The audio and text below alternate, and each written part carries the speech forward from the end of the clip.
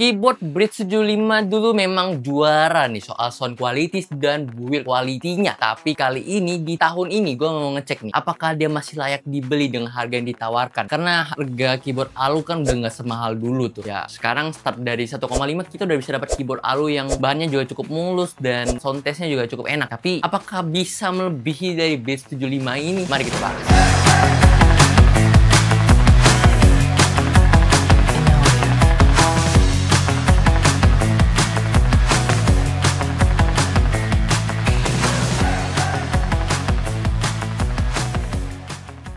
Keyboard ini hadir dengan build quality metal yang solid dan bobotnya mencapai di 2,45 kg. Lebih berat lah dari keyboard Aqua yang seperti kita bahas kemarin tuh. Finishing aluminiumnya ini mulus banget ya. Dari sisi depan, samping, hingga belakang ini mantep lah. Tone keycapsnya juga ini calm gitu, menggunakan double shot PBT cherry profile. Buat yang nggak suka RGB, tone keycaps ini sih udah cocok banget ya. Tapi kalau kalian suka RGB, ya mungkin kalian harus nambah budget nih. Karena kalau kalian mau nambah RGB ini kira-kira keyboardnya nambah 300 ribuan ya. Cukup mahal ya buat nambah RGB doang ya. Switch dari Bridge 75 ini ada dua varian nih. Ada print switch yang Toki dan SC switch yang clack gitu. Seperti yang gua tes di sini itu switch yang clacky, yang rasa keras gitu. Dan gua sih suka sama sound testnya keyboard ini. Dan gua nggak heran kenapa dulu keyboard ini tuh menarik banget di pasaran ya. Dan build quality-nya juga mantep gitu. Nah, coba kalian denger deh.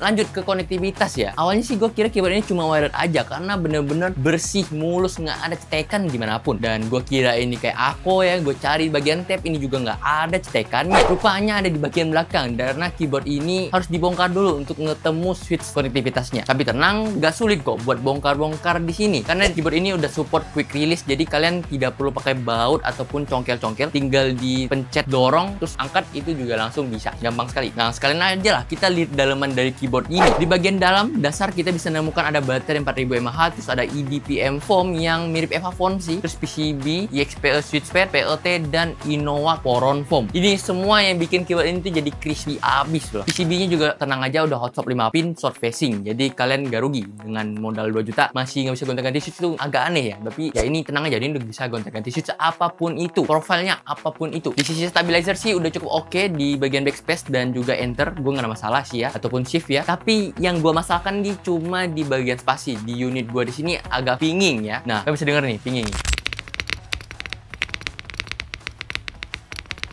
Nah, gimana? Pinging ya kan? Gue harap sih ini cuma unit gue. Tapi kalau kalian beli harusnya sih nggak sama kayak gue lah kondisinya lah ya. Random aja nih mah kayak lagi lolos dari QC aja sih menurut gue. Kayak ya biasalah barang Cina. Oke, di sisi software ini dia nggak perlu download banyak hal. Kalian cuma download file JSON dan ya karena keyboard ini udah support VIA, kalian tinggal buka websitenya VIA dan langsung bisa input berbagai makro ataupun mau ganti lightning ataupun kalian mau atur multimedia functionnya juga bisa banget di sini. Simple dan gampang banget buat diakses lah. Sorry, bukan lightning.